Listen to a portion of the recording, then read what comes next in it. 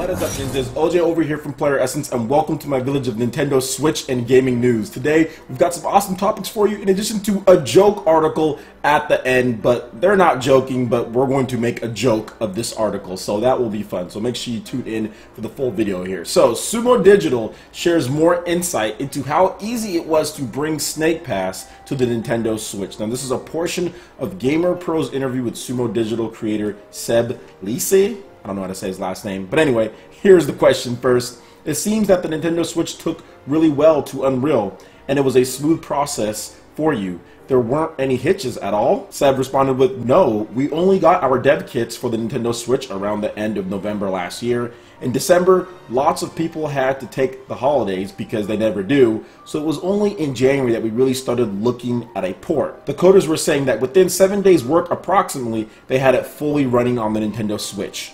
After that, of course, there were some tweaks. You'd notice that certain things didn't work well enough on the Nintendo Switch, so you'd have to make a couple tweaks here and there. But yes, the initial process from it being purely PC to having it on a handheld was about 7 days from what we've heard. I think in the future, that will be even quicker, because essentially Unreal has a export as Switch button now. And because both Unreal and Nintendo have worked closely with us to smooth all this out, I think in the future it will be even simpler for other companies and for ourselves as well. So there's a couple really key things that he says here.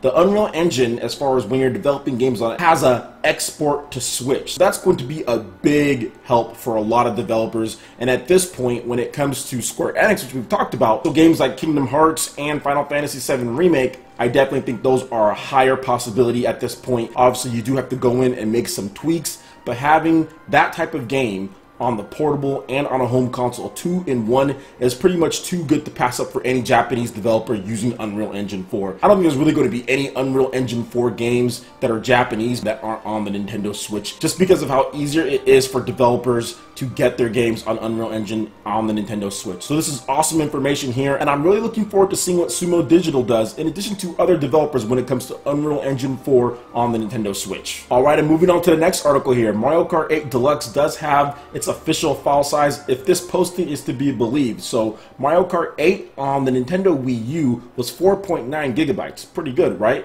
Well, the Nintendo Switch version is a little bit bigger. So Amazon Germany added a listing for the Nintendo Switch download code. Now, based on this information, you will see that it will be 6.75 gigabytes of space. So it might vary by region, but the file size should be right around that amount. So it is increased almost 2 gigabytes here, but still very good for a 1080p 60 frames per second. They did add all of the content in there, and if I'm not correct, Mario Kart 8 on the Wii U with this file size is without the DLC. So with the DLC, with the battle modes and everything that they're doing extra, it does seem about right that it would tack on about another gigabyte or so. And of course, the resolution is bumped up to 1080p and not 720p native. So all things considered, I think that's still pretty good. People should be able to clear some space out, or you can get yourself a memory card if you need to get one in order to get it on your Nintendo Switch. Or of course, you can buy it physical and not have to worry about any of that, because it'll all be on the cartridge. So let me know what you guys think in the comment section below. Are you guys planning on downloading Mario Kart 8 on the Nintendo Switch or buying a physical version? I would love to hear your thoughts in the comment section. Alright guys, and since today is Sunday, I thought we'd have a little bit of fun as far as Sunday when I'm recording this video, and there is a pretty funny article on Redbull games. So it's redbull.com/games, okay? So Red Bull, obviously billion-dollar company, very popular. Their drinks are all over the place when it comes to the FGC, when it comes to just all of the video gaming out there. They're trying to really get into there, and in the pursuit of clickbait and clicks and hits, you're going to get people who write stuff like this. Does Red Bull need to write stupid articles like I'm about to share with you? No. They don't need to write stupid articles, but in the pursuit of clickbait and even more revenue, in order to try to make a name for yourself when it comes to things, when you can't do it normally because nobody's going to go to Red Bull to read video game news.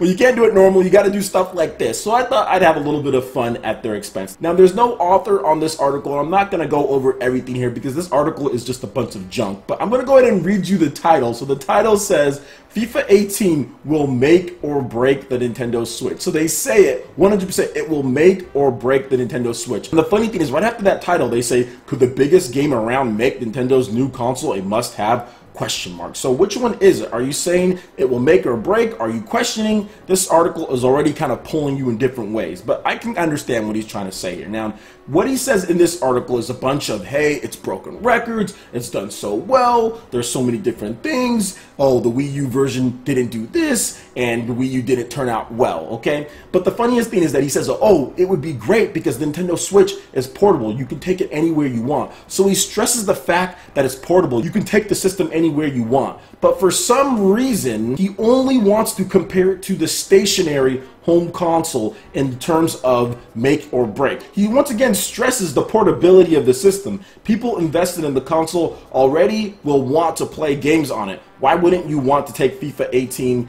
everywhere you go? So here's the big problem that I have with this. So he stresses it as taking it anywhere, as a handheld, but then he forgets, in order to make his stupid article, he forgets or he intentionally leaves out the fact that the Nintendo 3DS, one of Nintendo's successful consoles, also got FIFA games, alright? And FIFA games on the Nintendo 3DS were horrible. They were not very good, okay? They were not good compared to anything else, compared to PS3, Xbox 360, PS4, Xbox One. Now, if you're going to stress the portable aspect, you need to bring up something else that Nintendo's done that's also a portable as well. You're not just stressing Wii U as a console, you're stressing it also as a portable. And FIFA was also on the Nintendo 3DS, and that didn't make or break the Nintendo 3DS. So why is this going to make or break the Nintendo Switch if the portable version of FIFA didn't make or break the 3DS? Doesn't make sense, right? It makes absolutely no sense. Oh, forgot about that point, didn't you? Now let's go ahead and let's see what he has to say at the end here. So, after kissing EA's butt with FIFA for a while now and talk about how great it is in sales, he also goes on to say, every feature on the go with anyone, anytime. We've written the tagline for you. EA and Nintendo now make it so, because if FIFA does it, others will follow, and the Switch will get the support it needs to make it. On the other hand, if we end up like another Wii U like FIFA, well, we did say it could make or break it. So basically, he's insinuating that if the FIFA on the Nintendo Switch is as crappy as the Wii U version was, which was missing features and all of that, well, it could just break it. But if it's good and it does well, then all of a sudden all these third parties will come there and everything. This is once again a very stupid notion, since you're stressing this thing as a portable, you're stressing it as taking it anywhere you want, yet you're only comparing it to Wii U. When the 3DS had FIFA, okay, and it didn't make or break that device, so why is it going to make or break this device? And since one does one game, that's multi-plat, that you can play on a variety of systems, ever make or break a system? One game has never make or break any type of system. That is absolutely ridiculous to even say that. And on top of that, it's Nintendo we're talking about here. People mainly buy Nintendo systems for Nintendo games. Even the most successful consoles of all time, most people buy them in order to play Nintendo's games, and the third-party games are just a welcomed addition. FIFA is not going to make or break anything. That is the dumbest thing that I've heard in a while when it comes to Nintendo Switch. So Redbull, I'm sorry, I don't know who this author is, and if you guys want, you can look up this article yourself. I just thought I'd have a little bit of fun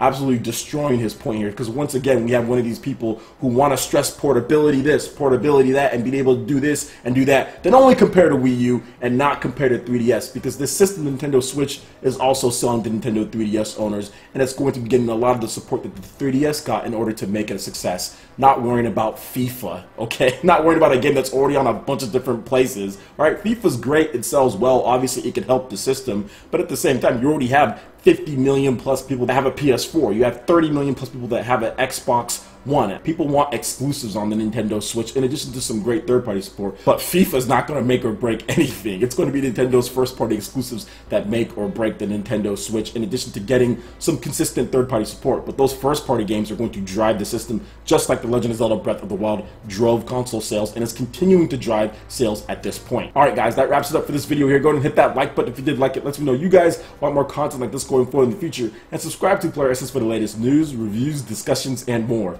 Thank you so much for watching, and we'll catch you ninjas for the next video. Peace.